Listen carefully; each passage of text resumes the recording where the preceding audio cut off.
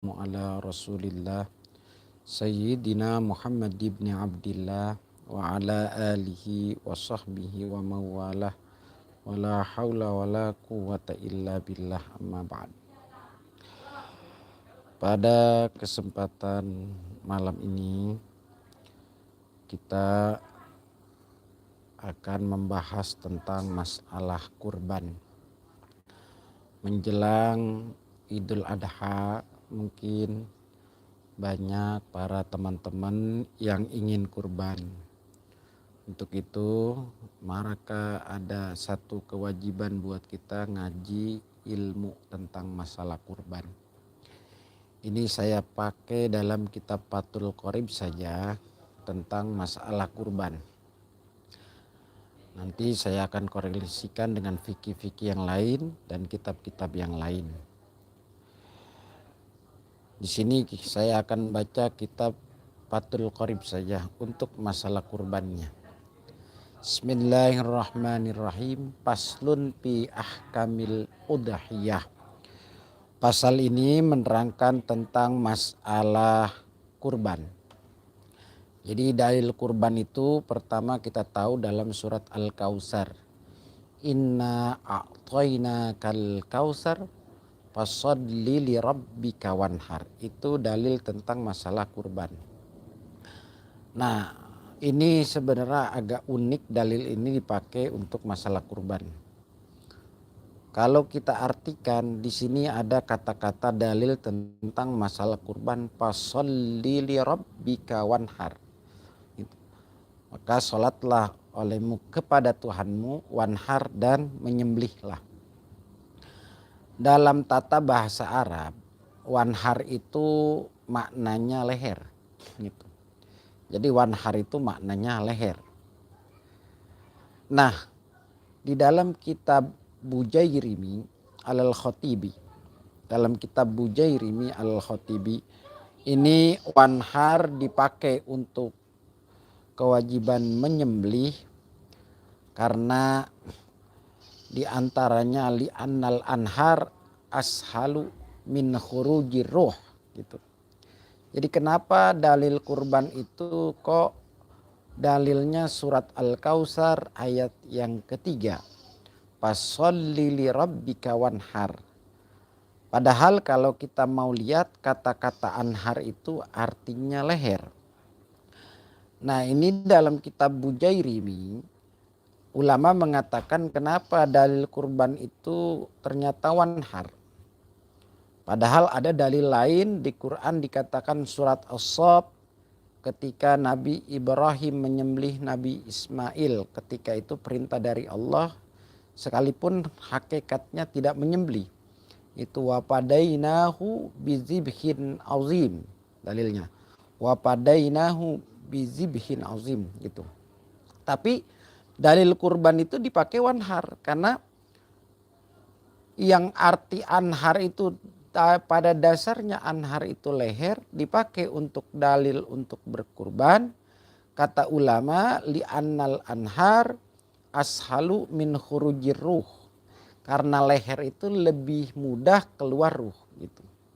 Jadi kalau motongnya di leher itu lebih mudah, artinya cepat mati gitu. Jadi seandainya misalkan ada orang pengen mati tapi ngomongnya saya akan potong tangan saya biar saya mati, ya lama matinya gitu. Tetapi ketika lehernya yang dipotong maka matinya cepat gitu. Jadi suka ada kadang-kadang anak muda saya cinta sampai mati gitu. Tapi ketika yang dipotong itu tangan kok nggak mati-mati, ya karena memang tangan itu bukan tempatnya ruh gitu.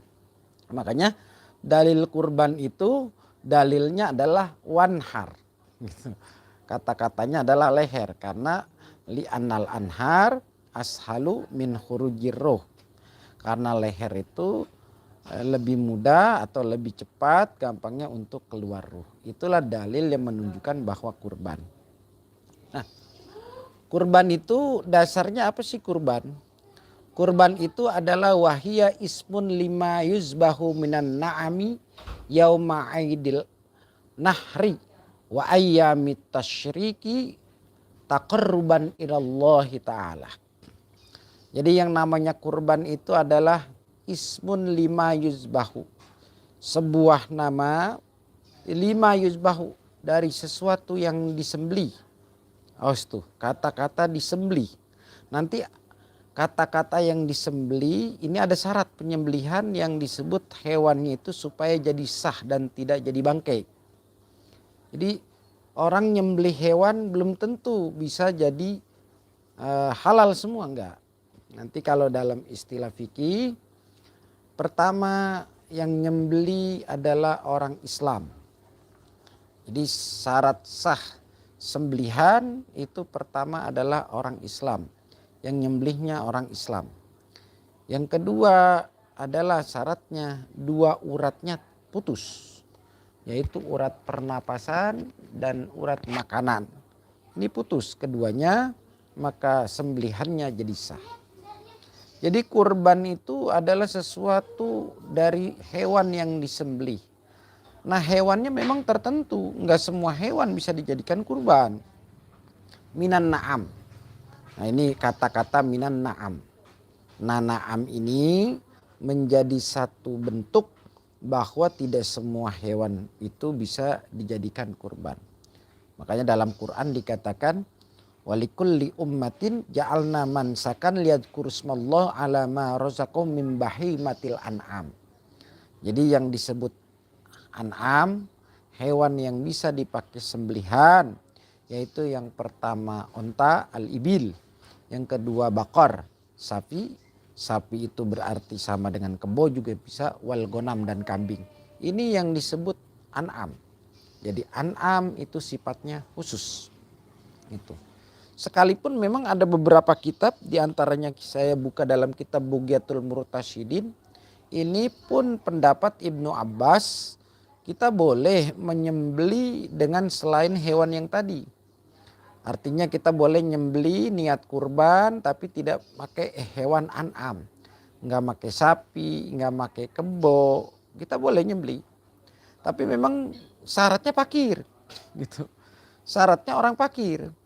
Dikatakan di dalam istilah pendapat-pendapat ulama ini ada yang ternyata pendapat Ibnu Abbas mengatakan orang seandainya pengen kurban terus dia nggak punya hewan an'am, tadi sapi, kebo, yang lainnya nggak apa-apa, tapi syaratnya fakir. Dikatakan kata Ibnu Abbas yakfi iraqatud dam walau min dujajin.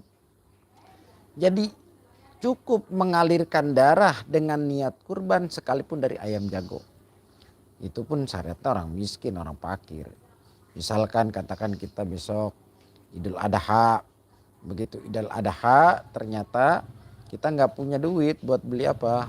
Buat beli sapi patungan, nggak punya duit buat beli apa? Buat beli kambing. Maka silakan pakai pendapat Imam Ibnu Abbas. Kita sembeli ayam, niatin kurban. Gitu. Kita sembeli ayam, niatin kurban. Itu nggak jadi masalah. Karena memang dari beberapa ulama boleh kita mentaklidnya. Wa kana syaikhuna ya'murul faqira bitaqlidihi. Adalah guru kami ya diantaranya Ibnu Hajar Al-Haytami adalah boleh bertaklid kepada pendapat Ibnu Abbas.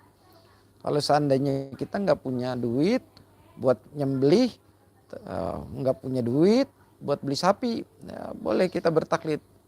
Gitu, kita jadi orang miskin nggak apa-apa, kita niatin aja besok beli ayam, kemudian kita niatin buat kurban. Gitu. Ini solusi bagi orang yang pengen punya pahala kurban. Karena memang hukum kurban sendiri ini bagi umat Rasulullah sunnah muakkadah. Jadi buat kita umat Rasulullah sunnah muakkadah. Karena memang ada perkara buat kita ya memang ada kemampuan, harus ada kemampuan. Tapi kalau buat Rasulullah hukum kurban itu wajib. Dikatakan wa amma fi haqqi sallallahu alaihi wasallam fahiya wajibatun. Kurban di hak Rasulullah hukumnya wajib. Adapun selain Rasulullah umatnya itu hanya sunnah muakkadah. Sampai saking sunnah muakkadanya akhirnya kata Imam Syafi'i berkatakan la arkhasu fi tarkiha liman qaddara alaiha. Kata Imam Syafi'i saya tidak ada keringanan bagi orang yang mampu berkurban kemudian tidak berkurban. Itu kata Imam Syafi'i, saya tidak ada keringanan bagi orang yang mampu berkurban kemudian tidak berkurban gitu. Karena memang kata Nabi, orang yang mampu nanti berkurban kagak berkurban maka jangan sholat di masjid saya. Itu diantaranya. Itu sampai Imam Syafi'i kagak punya toleransi bagi orang yang mampu berkurban tapi tidak berkurban. Nah, kurban itu kapan sih? Kurban itu dimulainya pada hari Idul Nahar, pada hari Idul Nahar.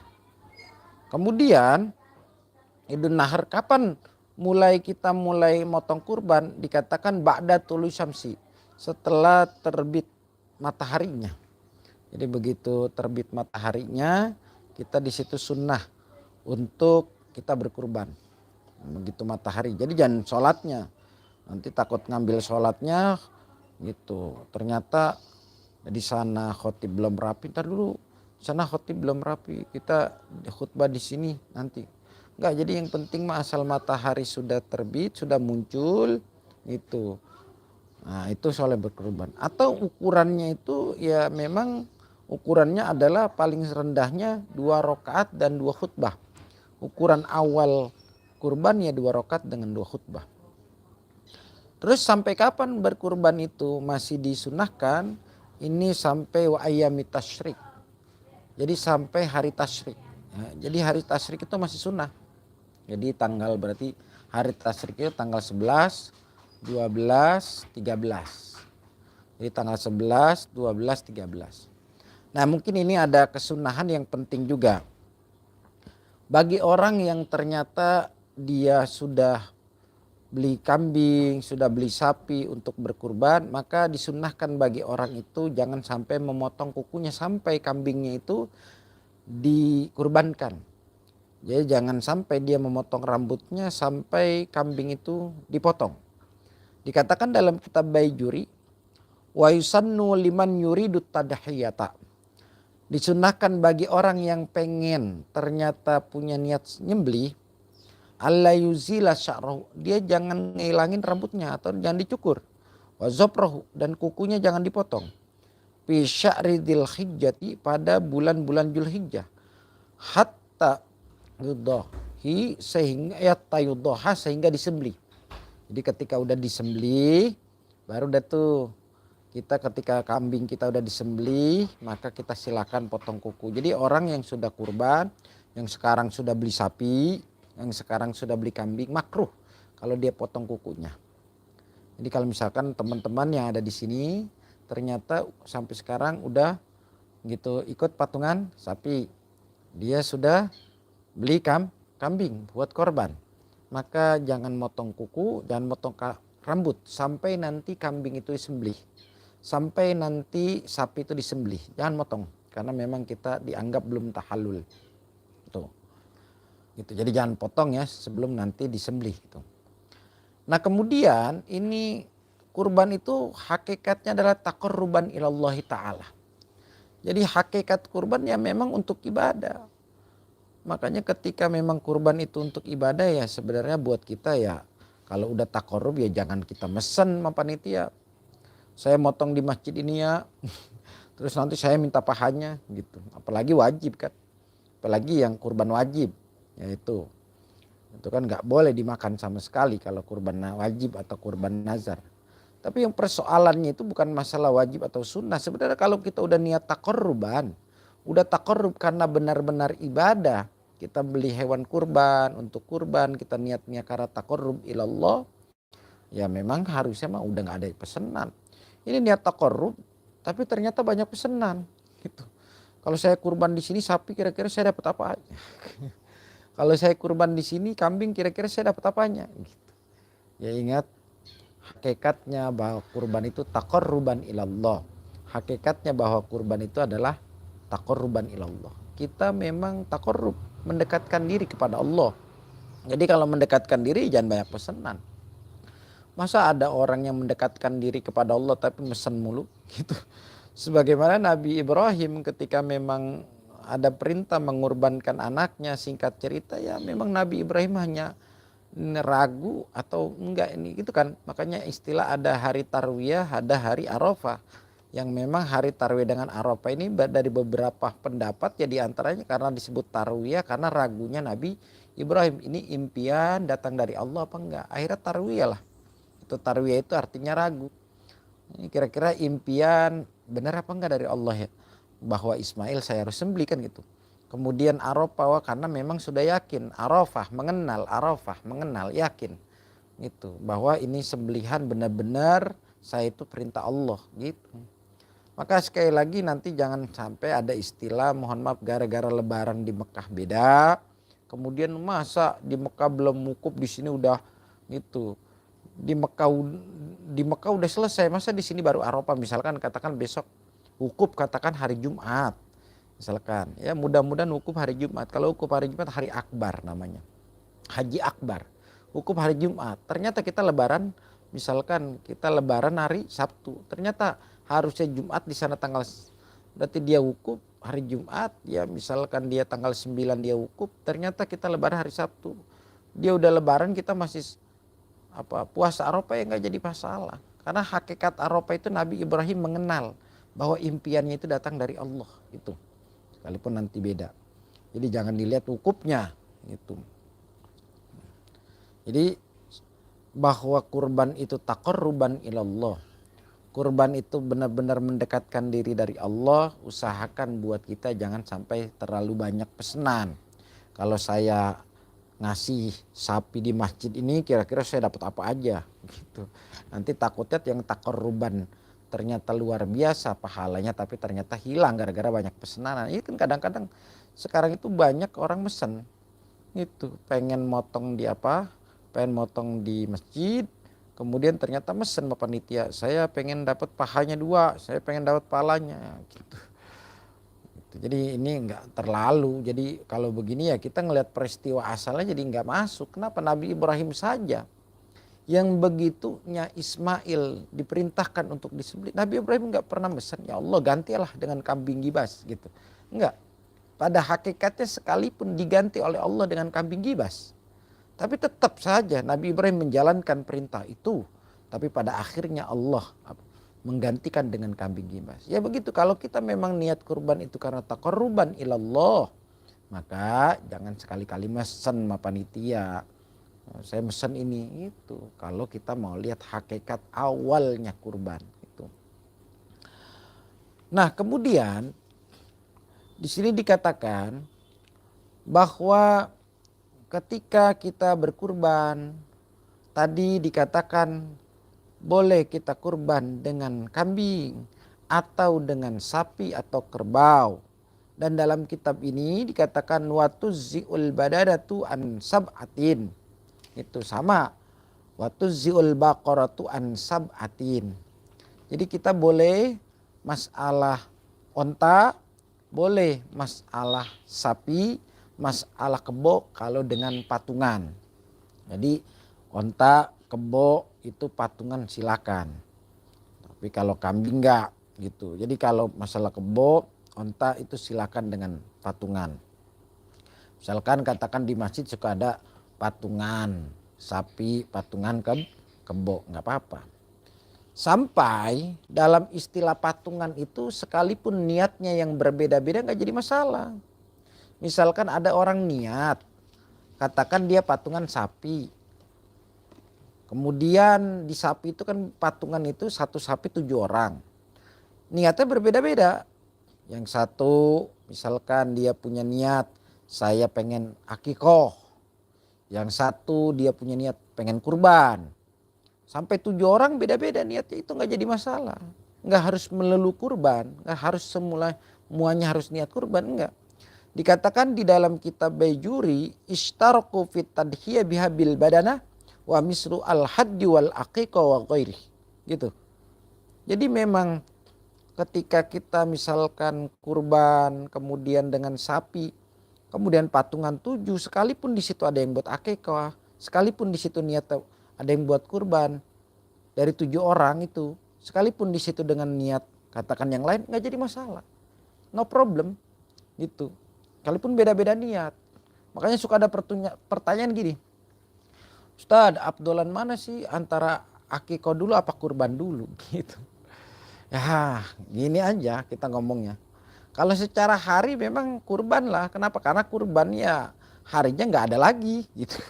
Tapi kalaupun kita patungan antara sapi yang 7 orang kita patungan, kita buat akeko nggak jadi masalah. Gitu.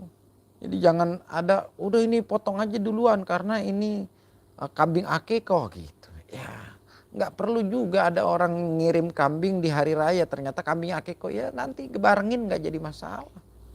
Karena memang sampai 7 sapi saja dia ternyata patungan itu dengan niat-niat yang berbeda nggak apa-apa. Yang satu niatnya buat makan, yang satu niatnya buat kurban, yang satu niatnya buat akikoh, sah dikatakan. Sebagaimana di sini dikatakan sawaun ittafaqu fi nau'il kurbah am ikhtalafu fi. Sama saja ketika di hari kurban itu satu sapi yang dia patungan itu niatnya sama atau niatnya berbeda. Kama idza qasada ba'duhum at-tadahiyata. Sebagaimana ada sebagian orang bermaksud nih dia patungan untuk udhiyah, untuk kurban. Wa ba'dum al-hadya. Satu lagi ya saya nggak niat kurban tapi saya nih pengen patungan sapi niatnya buat hadiah aja nanti dagingnya saya hadiah gitu. Wa ba'duhum al-aqiqata, dan sebagian lagi ini saya patungan sapi buat akikoh. Jadi tidak jadi masalah. Nah ini mungkin sedikit tentang masalah kurban. Mudah-mudahan ada manfaatnya dan mudah-mudahan menjelang hari raya kita yang mampu untuk berkurban silakan berkurban, karena berkurban itu wajib bagi Rasulullah sedangkan umatnya itu adalah sunnah muakkadah. Tetapi ingat bagi orang yang mampu maka jangan sampai tidak berkurban. Gitu. Silakan berkurban yang mampu supaya nanti kurban yang niat taqarrub ilallah, kita bertekad untuk mendekatkan diri kepada Allah lewat simbol Nabi Ibrahim dengan Ismail. Mudah-mudahan apa-apa yang kita kurbankan tahun ini, yaitu sapi kah, kambing kah, mudah-mudahan diterima oleh Allah Subhanahu wa taala. Pada hakikatnya Allah tidak menerima yang namanya kurban kita, tidak menerima dengan yang lain, tapi nanti ketakwaan kita yang akan diterima oleh Allah Subhanahu. La yanalallaha luhumuha wala dima'uha walaki yanaluhut taqwa. Jadi takwa kita, takwa itu mendekatkan diri kita menjalankan perintah Allah, itulah yang akan diterima. Bukan karena sapinya yang besar, bukan karena kambingnya yang kecil, tetapi ketakwaan kita kepada Allah yang akan diterima oleh Allah Subhanahu wa taala. Inilah sekelumit tentang kurban, mudah-mudahan ada manfaatnya bagi teman-teman yang mau bertanya tentang masalah kurban, silakan nanti tulis di komentar. Itu saja. Assalamualaikum warahmatullahi wabarakatuh.